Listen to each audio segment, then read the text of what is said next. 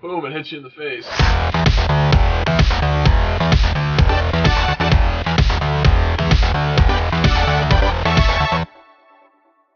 Hey everybody, how's it going? I've got another reaction/review coming at you today, and this time it is a SHINHWA song, and they have been around for a really long time. They're one of the classic K-pop groups, lots of hits, lots of great songs, but this is actually the first time I've ever done a music video reaction to one of their songs, so I'm really excited about that, and this one is called Sniper, so let's jump right in and check it out.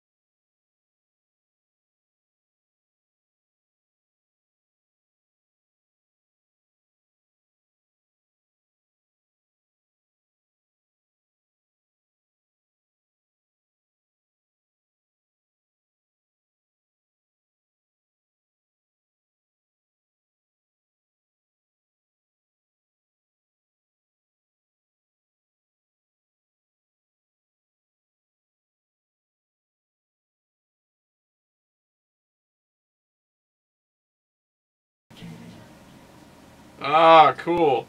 Okay, that was really cool. I really like that song. I've been talking a lot lately about using space in music, and what I mean by that is the absence of music or notes or certain frequencies or beats, just leaving some space in songs. And recently I've heard some songs that were a little bit on the sparse side, and they just kind of felt like they were missing something. Actually, someone was asking me recently to give an example of a song that uses space, or in other words, the absence of the song itself, in a really effective way. And I'm really glad this song just came out, because this is a perfect example of using a little bit of a sparse backing track, but using it to further the purpose of the song, enhance the emotional impact, increase the dynamics.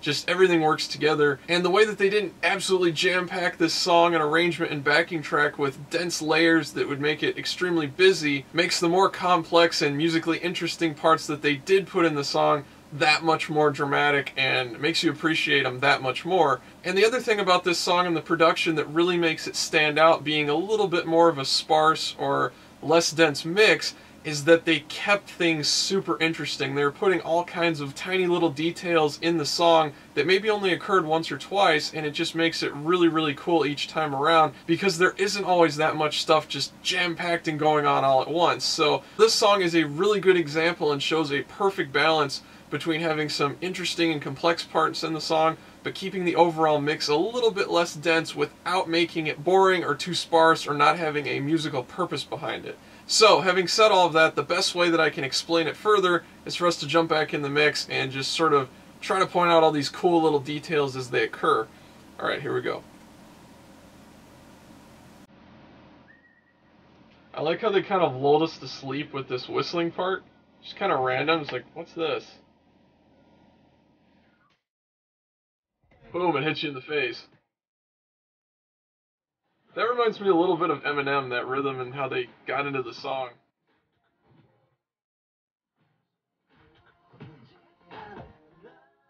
It's not really that up-tempo of a song.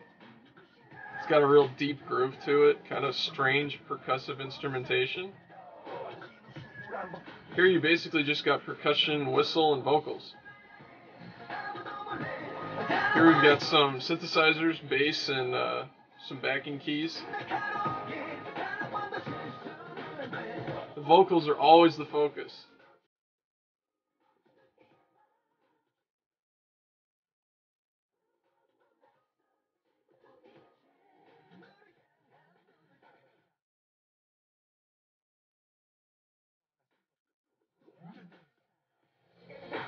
You got like breaking glass, a little bit of a rap break there.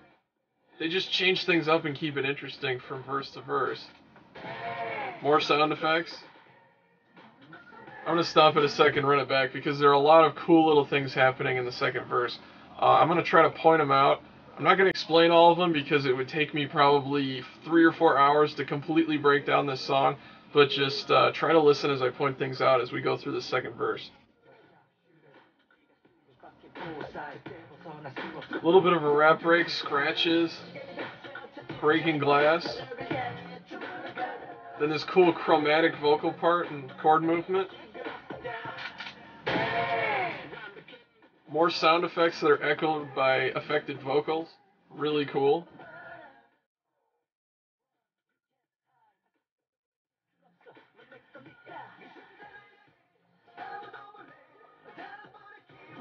Back into the chorus.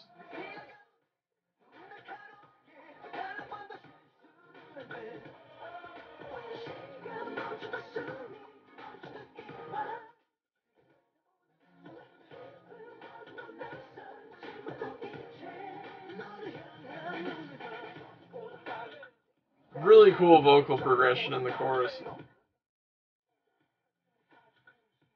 I want to stop it here. Do you notice what's going on here again? They've stripped everything away and it's just the beat and the vocals. But there's a musical purpose for this. I'm going to run it back a little bit and listen to how this kind of develops and the overall feeling that you get.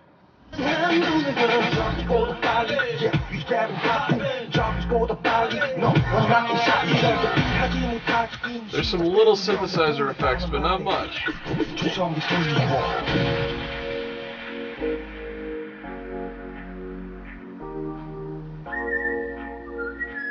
And then that serves to just completely break the song up and take a breath, so to speak. Really cool synthesizer tones going on. It's just kind of floating, painting soundscapes, I guess you could say.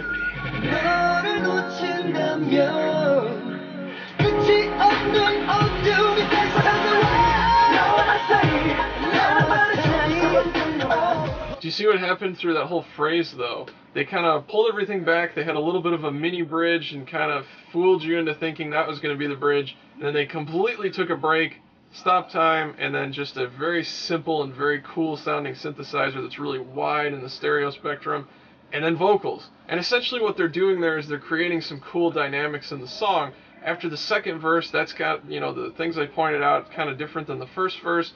That's building in intensity, and then you get to the second chorus, that's building in intensity, And then you get here and you think, oh, the bridge is gonna build even more, but there's not really anywhere to go. So they pull the bridge back anyway, and then they go from that into an extremely ambient sounding single synth part and vocals. So when we come out of that and into the last chorus, it feels like it's just building and building out of nowhere, instead of coming from an already pretty high point that was established before by the second verse and the second chorus. So, and also tonally, they're giving a lot of tonal variation. It's getting very smooth and ambient sounding. It's just a kind of cool, floating, relaxing feeling part in a song that's otherwise extremely broken up by this sort of jagged and almost industrial sounding percussion section. So anyway, listen to how that builds into the last chorus.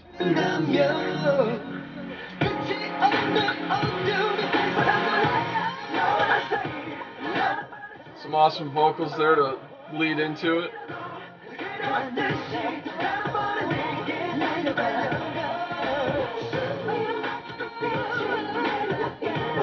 Got some vocal ad-libs.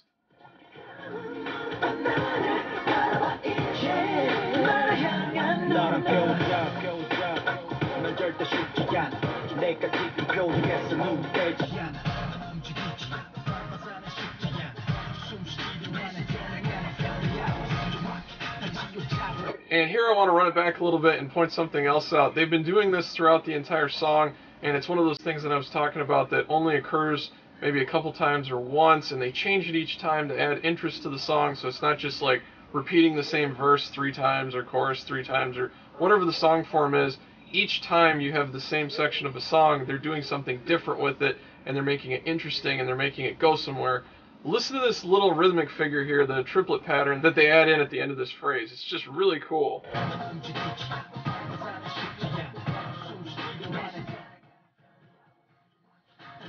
That's just cool stuff.